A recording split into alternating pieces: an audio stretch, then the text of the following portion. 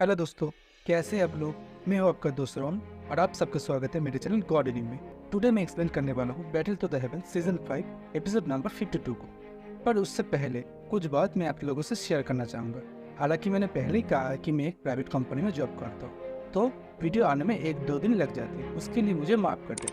मगर हर संडे को जब बैटल टू द हेवन का चैप्टर रिलीज होता है, तब मैं एक शॉर्ट उस चैप्टर से रिलेटेड मैं डाल देता हूँ। तो आप पहले जब मेरा पीछा कर रहे थे, तब मैं इस टाउन गोस पास्ट फायरवॉल, जिसे हम जेल पास भी कहते हैं, इसे पार करके मैं जामा टेम्पल को छोड़ कर चला गया था। पर अब जामा टेम्पल कैसा दिखता है और किन किन लोगों को मैं याद हूँ, ये तो मुझे नहीं पता। तभी जियान को कुछ सेंस होता है और वो बोलता है कि कुछ अजीब है, मैं फील तो कर पा रहा हूँ, मगर मैं समझ नहीं पा रहा हूँ ये क्या है। पीछे से कोई मेरे से बोलती है कि उस टाइम टाउन में फाइट हो रहा है, कुछ फाइटिंग स्पिरिट होता है, वो अपने दुश्मनों को मारते हुए आगे बढ़ रहा होता है। दूसरी तरफ मू फैमिली का लीडर और इस गोस्ट टाउन का भी लीडर मूटा है, अपने दुश्मनों के साथ में एक फाइटिंग स्पिरिट पीक के वॉरियर होके मेरे क्लैन के ऊपर हमला करते हो। अगर एम्पायर फैमिली को पता चल गया तो तुम और तुम्हारे क्लैन को पूरी तरह बर्बाद कर दिया जाएगा। मोर्निंग बोलता है, तुम मुझे एम्पायर फैमिली का नाम लेकर डरा नहीं सकते, क्योंकि मेरे पीछे जो लोग खड़े हैं वो एम्पायर फैमिली से भी ज़्यादा पावरफुल है, तो मुझे डरने की ज़रूरत नहीं। तुम्हारे लिए यही अच्छा होगा कि तुम मेरे सामने सरेंडर कर दो। मोटाई बोलता है, तुम्हारे सपनों में लगता है तुम सपने बहुत देखते हो। मैं इस सिटी का लॉर्ड हूँ, इस सिटी को और यहाँ पे रहने वाले लोगों को रक्षा करना मेरा दायित्व है। मोटाई की ये बात सुन के वोलिंग बोलता है, ठीक है, तो तुम ये बात उनको कहना। इन द रिंग फैंग बाहर आ जाइए।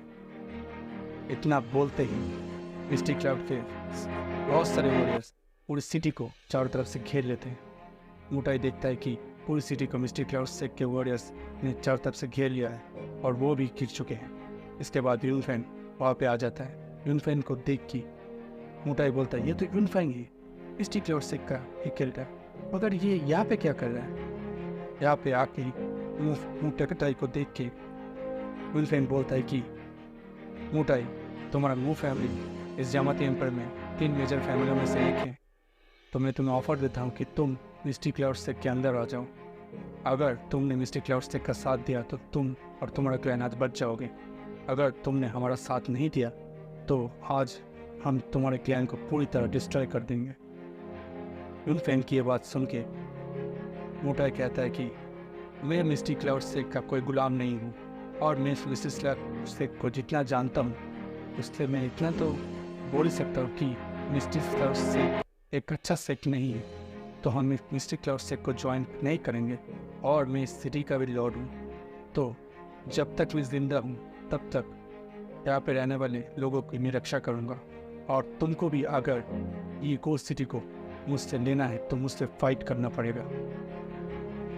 मोटाई की आवाज़ सुन के यूनफैन बोलता है कि तो ठीक है, अगर तुम्हारी यही इच्छा है तो मैं तुम्हारी इच्छा पूरी कर देता हूँ। यूनफैन ने अपनी बात बोली थी, तभी चारों तरफ एक हंसी की आवाज़ गूंजने लगती है। सभी लोग आसमान की तरफ जोर से लैंड करता है और चारों तरफ धूल ही धूल उड़ने लगे। थोड़ी देर के बाद धूल जब हटता है तब यूनफैन देखता है कि इतने सारे पावरफुल वॉरियर्स उसके सामने खड़े हुए थे। उन सभी वॉरियर्स में से एक वॉरियर्स जिसके पीछे एक हैबिट देख के यूनफैन को कुछ याद आता, और यूनफैन तभी बोलते, तुम जियान हो ना। मोटाई बोलते, तुम मोरिंग, तुमने आर्मी को भी बुलाया है। तो मोरिंग बोलता है, मैं पूरी प्रिपरेशन के साथ आया हूँ, तुमने क्या सोचा, तुम में से आज कोई नहीं बचे। इतना बोलता ही जैन एक स्माइल करने लगता है और सीन चेंज होता है। हमें दिखाया जाता है कि जैन का सेकंड पकड़ पड़ता है, आसमान से कूदता है, उसके पीछे पीछे बहुत सारे वॉरियर्स कूदते जमीन। मोरिंग बोलता है, आज तुम में से आज कोई नहीं बचेगा। तुम लड़के, तुमने क्या सोचा कि तुम यहाँ पे आओगे और इन सबको बचा लोगे, आज तुम भी नहीं बचोगे। अल्लाह यूनफैन, आपको चिंता करने की ज़रूरत नहीं। आज इन सब कोर्ट से मोरिंग को एक हाथ में पकड़ लेता है और दूसरी तरफ दिखाया जाता है कि राना घिसा पिटा अटैक, तुम लोग सुधरोगे नहीं। और जियान अपने दूसरे हाथ से इल्लरियल फैन का वो अटैक डिस्ट्रॉय कर देता है और इल्लरियल फैन भागने लगता है।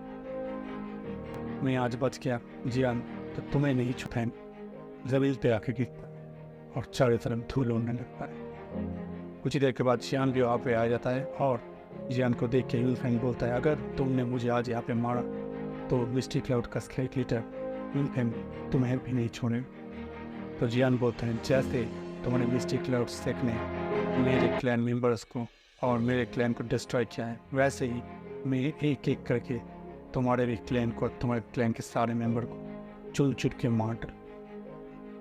और उसके बाद जियान अपना एक फ्लेम पावर यूनफेंग की तरफ फेंकता है और उसे पूरा जला डालता है। ये देख के बाकी जो वॉरियर्स होते हैं जो जियान के विरुद्ध खड़े हुए थे वो नीचे झुक के जियान को प्रणाम करने लगते हैं और बोलते हैं कि हमें छोड़ दो, हमें छोड़ दो, हमारी जान बख्श दो। सीन चेंज होता है, हमें दिखाया जाता है मिस्टी क्लाउड सेक को, जहाँ पे बहुत सारे वॉरियर्स अपने फाइटिंग स्किल का प्रैक्टिस कर रहे होते हैं। उनको देख के ऐसा ही लग रहा होता है कि थोड़ी दिनों में वो किसी बैटल के लिए प्रिपरेशन कर रहे हैं और वो थोड़ी दिनों में किसी बैटल में जाएंगे।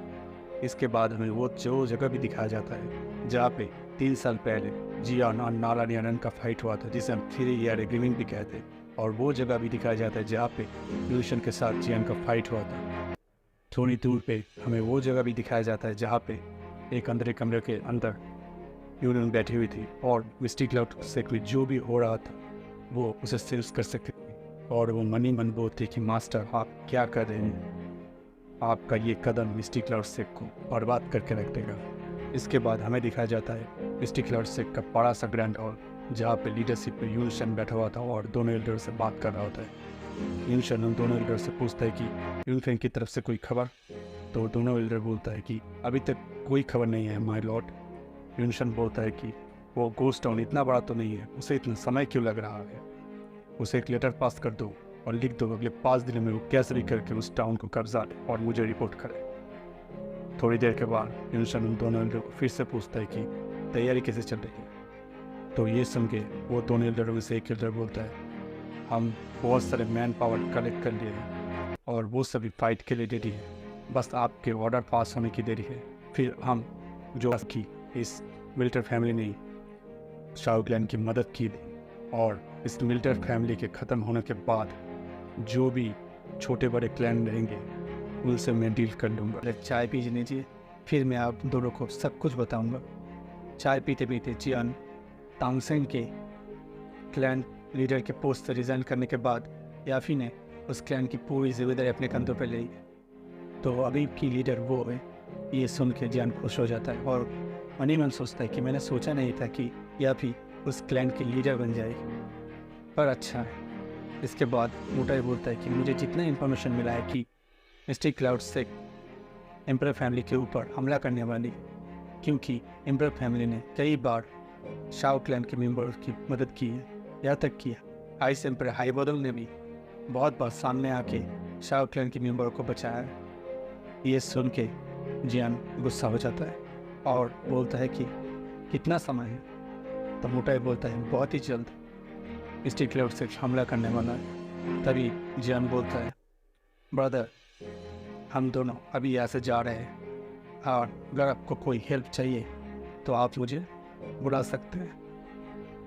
ना बोलती जियान का सेकंड ब्रदर शाओली वहाँ से चले जाता है और वहाँ पे खड़ा हुआ मोटाई उन दोनों को देख के मनी मन बोल रहा होता है कि अभी जावती एम्पायर में बहुत कुछ चेंज होने वाला है। इसके बाद सीन ख़त्म हो जाता है और ये एपिसोड भी यही पे